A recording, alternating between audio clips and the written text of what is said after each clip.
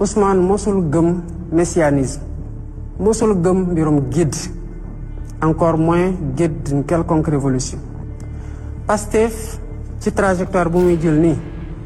bu ci waa Pastef jógul dina yàqu. lu tax nga foog ne dina yàqu. parce que bu ngeen fàttalikoo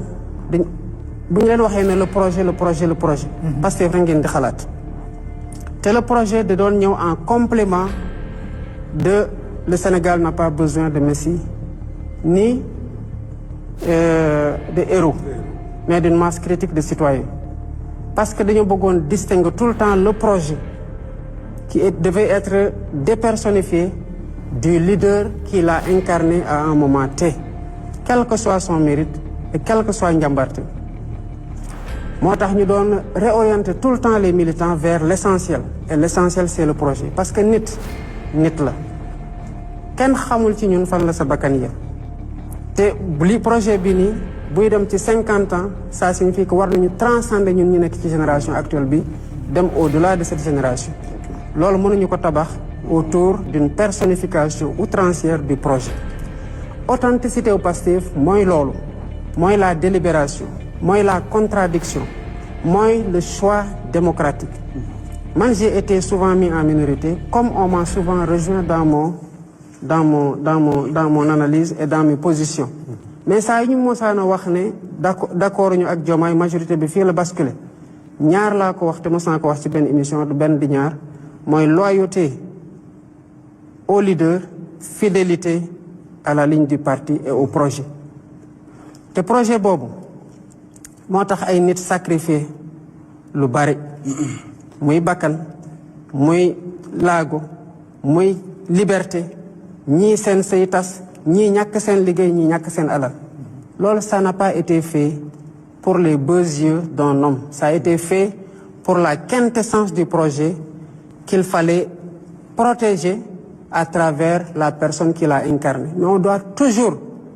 tenir à distinguer le projet des différentes personnes qui l'ont incarné. La preuve, moi j'ai été un secrétaire général.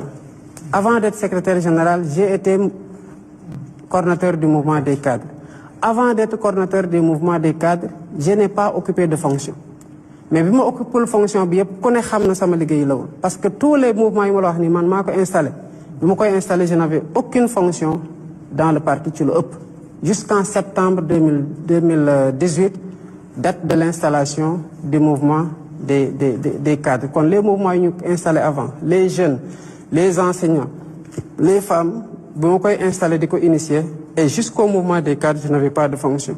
mais tey nekkatuma secrétaire général et ce rôle-là doit être continu ëllëg tel que suñu statut yi dañ ko waxee ni bu yàlla dogaloon Sonko nekk comment ça s'appelle président de la République en fait dafay décharger wu de ses fonctions de président du parti bu boobaa le parti devra se choisir un président qui doit avoir la même stature ba pare incarner le projet kon les cadres qui comprennent cette logique, cette authenticité de Pastef. Les militants de tous bords, bu tax saa su ne même en 2020 bu ñu doon def l'Assemblée générale anniversaire dañu waxoon ne ku ñuy sargal mooy les militants inconnus. gis nga boo duggee fii di nga fa gis ay xar kanamu nit ñoo xamante ne dañoo wàcc liggéey ci projet bi. ñu bëri ci responsable Pastef yi koo ci laaj mu sital la tour léegi-léegi boo mooy tudd la jaaral ci benn tour il a fallu que ñooñu wàcc liggéey ci waar wa ñu door di xam ndekete ñii pare woon nañu pour joxe seen bakkan kon kooku bu amee ku am mérite le principal mooy ñi ci ñàkk seen bakkan ñoo gën a méritant parce que joxe nañu lu kenn joxul ñi ci tegu mooy ñi nga xamante ne dem nañu ba seen cër dagg ci muy loxo muy tànk wala ñu seen bët tuuru ci te ñu continuer di gëm xeex bi di gëm projet bi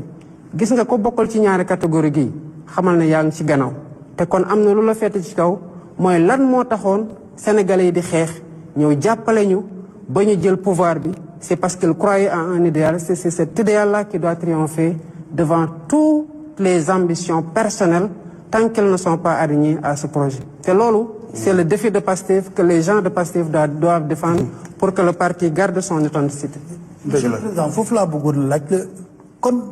comme yaa ngi considéré wu comme membre de Pastef toujours léegi lu tax nga jàpp ci coalition Diomaye président. ngor